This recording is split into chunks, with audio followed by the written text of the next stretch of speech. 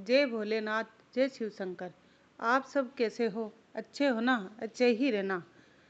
तो आज हम कहानी कहने जा रहे हैं, जैसा कर्म करोगे वैसा फल पाओगे, भगवान शिव कहते हैं। तो कहानी ज़रूर सुनना और हमारे चैनल को सब्सक्राइब ज़रूर करना। तो कहानी आरंभ करते हैं। एक गांव में राकेश और भोले नाम के दो भाई थे, लेकिन भोला बड़ा सीधा साधा था। उतना ही राकेश होशियार और चालाक और चतुर था। तो भोले का सब कुछ हड़प लेता था और उसको कुछ नहीं देता था, और वो अच्छा इंसान भी नहीं था। लेकिन भोला अच्छा इंसान था, अच्छे कर्म करते था। लेकिन राकेश कुछ अच्छा नहीं करता था। पूरा गांव जानता था कि ये है तो कहने को दोनों भाई, लेकिन भाई जैसा प्रेम उनमें है नहीं। तब राकेश उसकी जमी भी हड़प लेता है और राकेश के भोले के पास कुछ नहीं रहता है। सारा धन राकेश अकेला ले लेता है। राकेश बड़ा होता है और भोला छोटा होता है।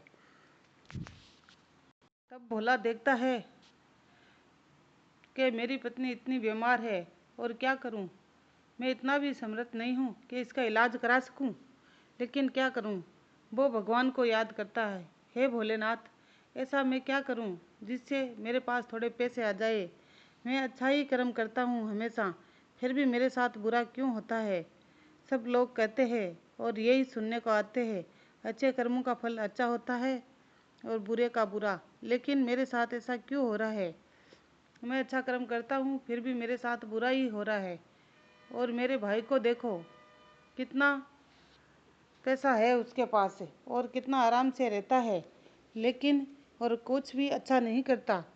तो उसकी सोच बदल जाती है। वो ये सोचने लगता है शायद बुरे कर्म करने वाले अच्छे से रह सकते हैं और अच्छे कर्म करने वाले बुरे रहते हैं। वो जिंदगी में उनको चिंता दुख यही इन्हीं चीज़ों का सामना करना पड़ता है। मैं मेरी पत्नी हमेशा बीमार रहती है, मैं कुछ भी इलाज नहीं करा सकता, तो फिर मेरे अच्छे कर्म किस काम के। उसकी सोच ही चेंज हो गई और वो ये सोचने लगा कि अच्छे कर्म करने से इंसान हमेशा चिंता में ही रहता है। तभी चिंता में डूबा था कि उसके पास एक जोगी आया भिक्षा मांगने के लिए। बोले, बेटा भिक्षा दो। तभी वो कुछ देता है। मतलब कि चिंता में डूबे हो कि महाराज किसी चिंता में नहीं। क्या आप जानते हैं अच्छे कर्मों का फल अच्छा मिलता है या बुरे का अच्छा मिलता है। तो भगवान कहते हैं तुम मेरी, वो साधु महात्मा कहते हैं तुम मेरी कुटिया में आना, इसका जवाब मैं तुम्हें वहीं दूंगा।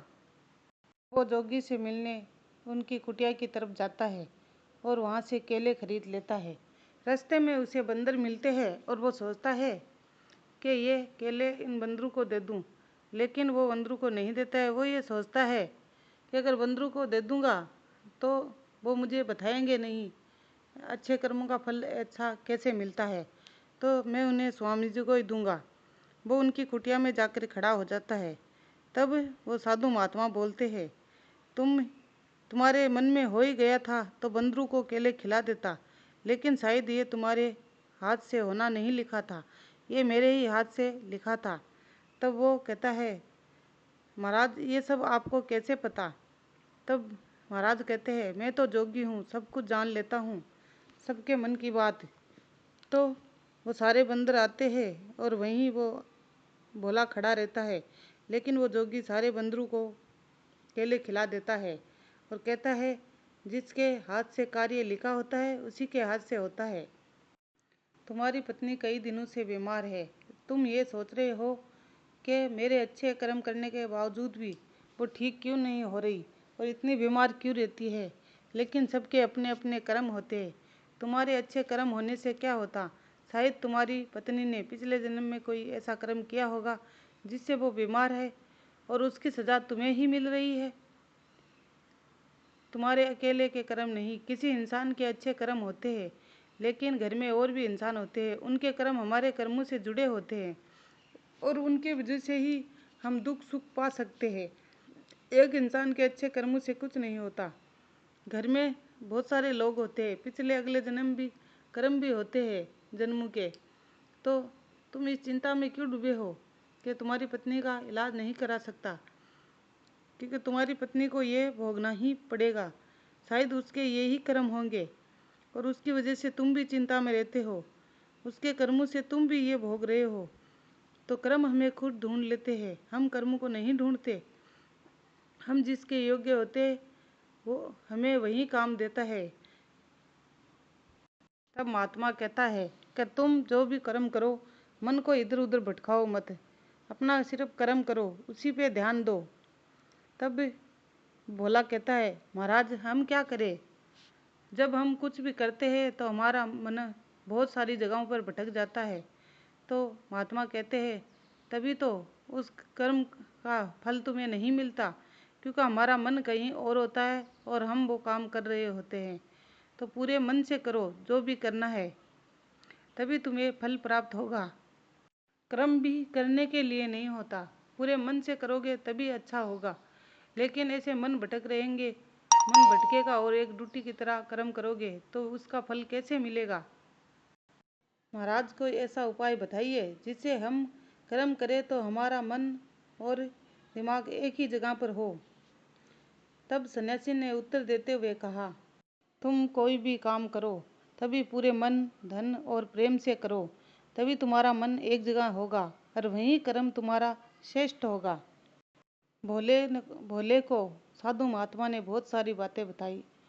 कुछ फलों के बदले उसे बहुत सारा ज्ञान मिल चुका था और वो जिंदगी में आगे बढ़ने के लिए तैयार हो चुका था और वो अपने घर के तरफ चला जाता है। रात हो चुकी थी, अंधेरा हो चुका था और वो इन्हीं साधु महात्मा की बातों पर विचार करते हुए चलता जाता है। तभी भोला वहाँ से चला जाता है और उसे साधु महात्मा ने एक काम बताया था कि पहाड़ी पर जाओ और चींटियों का घर ढसा दो।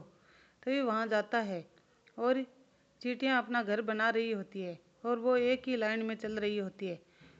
तब भोला उन्हें वहाँ से हटा देता है और उनका घर तोड़ देता है और भोले को बड़ा दुख होता है, लेकिन वो साधु महात्मा की बात मानकर चलता है। फिर दूसरे दिन वहाँ जाता है तो वैसे ही चींटियाँ उसी जगह घर बनाती है। तो उसको बड़ी हंसी आती है कि कल मैंने इनका घर तोड़ा था, आज फिर वहीं बस गई, लेकिन आज मैं नहीं बसने दूंगा। फिर से घर तोड़ता है। तब तीसरे दिन जाता है और साधु महात्मा ने कहा था 7 दिन लगाना फिर मेरे पास आना। तब वो तीसरे दिन जाता है तो चींटियाँ थोड़ी दूर बाद में चींटियाँ तीसरे दिन वहीं घर बनाती है, लेकिन फिर भोला वहाँ घर उसका ढह देता है और घर तोड़कर वहाँ पानी डाल देता है। वहाँ से तीसरे दिन सारी चींटियाँ चली जाती है और कुछ ही दूर जाकर चींटियाँ घर बना लेती है। फिर भोला देखता है आज साधु महात्मा के पास जाऊंगा और मेरा कार्य पूरा हो गया, इसलिए उन्हें बता दूंगा और आगे का मेरा काम मुझे बताएंगे। तब आगे जाके देखता है तो चींटियाँ वहाँ कुछ दूर बाद में ही घर बनाए हुए हैं। तो भोला देखता है साधु महात्मा जानते थे कि ये चींटियाँ यहाँ घर बनाएगी, इसीलिए उन्होंने मुझे ये कार्य दिया है, लेकिन आज इन्हें नहीं बसने दूंगा। भोले का बड़ा गुस्सा आया और उसने चींटियों का घर तोड़ना शुरू कर दिया और उससे गुस्से के कारण कुछ चींटियाँ मर भी गई। लेकिन भोले को बड़ा दुख हुआ, उसने देखा कि मेरी वजह से कई चींटियाँ मर गई है। वो आकर रात को सोता है और वो खूब रोता भी है कि मैंने ऐसा क्यों किया। आखिर साधु महात्मा ने कहा था, लेकिन क्या मेरा जीवन संवारने के लिए मैं किसी का जीवन नष्ट कर सकता हूँ? मैं अपने आगे के दुख, जिंदगी के दुख मिटाने के लिए और साधु महात्मा से ज्ञान लेने के लिए इन चींटियों का घर क्यों तोड़ रहा हूँ? तब वो घर से आटा लेके जाता है और वहाँ चींटियाँ के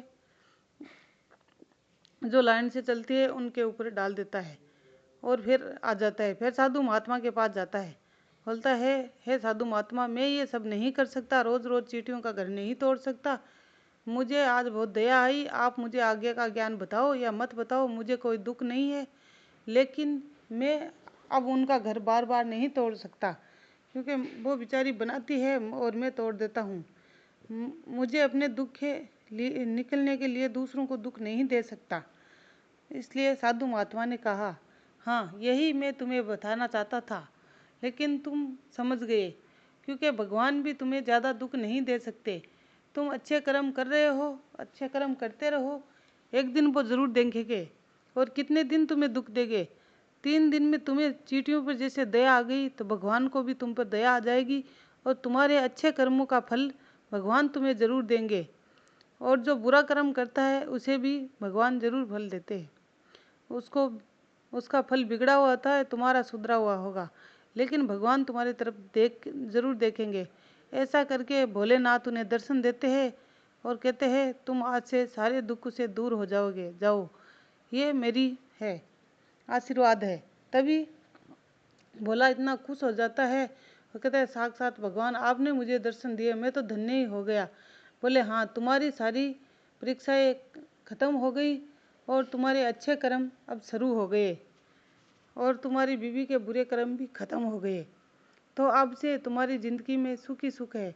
लेकिन सुख भोग कर अपने अच्छे कर्म मत भूल जाना और बुरे कर्मों में मत पड़ जाना। जय भोलेनाथ, जय भोलेनाथ। आपको हमारी ये कहानी कैसे लगी? अच्छी लगी तो सब्सक्राइब, लाइक, कमेंट ज़रूर करना और जय भोलेनाथ, जय शिव शंकर ज़रूर लिखना।